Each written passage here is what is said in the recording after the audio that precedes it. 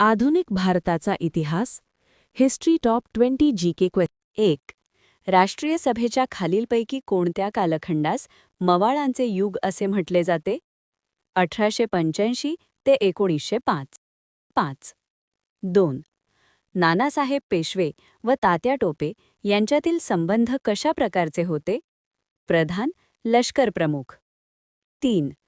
खालीलपैकी कोण राष्ट्रीय सभेच्या पहिल्या अधिवेशनास उपस्थित नव्हते? महात्मा गांधी. 4. भारतास स्वातंत्र्य मिळाले तेव्हा राष्ट्रीय सभेचे अध्यक्ष कोण होते? आचार्य कृपलानी. 5. खालीलपैकी कोणत्या भारतीय विचारवंताचा मृत्यू इंग्लंडमधील ब्रिस्टल येथे झाला? राजा राममोहन रॉय. 6.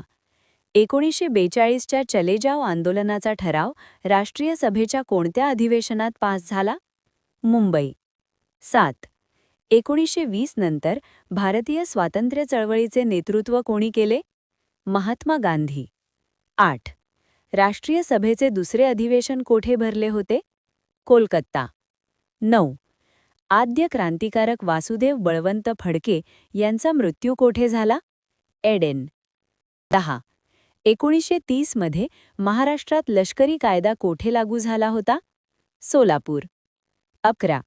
इसवी सन 1932 मध्ये कोणत्या तरुणीने पदवीदान समारंभात बंगालच्या गव्हर्नरवर गोळ्या झाडल्या? बीना दास. 12. सायमन कमिशन केव्हा भारतात आले?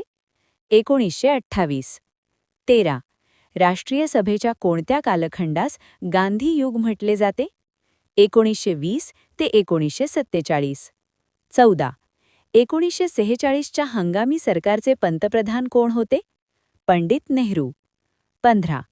1857च्या उठाव मोडून काढण्याचे श्रेय कोणास द्यावयास हवे? Lord Canning. 16. स्वराज्य हे राष्ट्रीय सभेचे ध्येय अधिकृतपणे केव्हा झाले?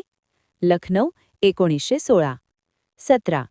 इंडियन होम रूल लीगची स्थापना कोणी केली? लोकमान्य टिळक व ॲनी बेझंट. 18. मार्ले मिंटो सुधारणा कोणत्या कायद्याने केल्या? भारतीय परिषद कायदा 1909. 19. लखनौ करार कोणत्या साली झाला? 1916. 20.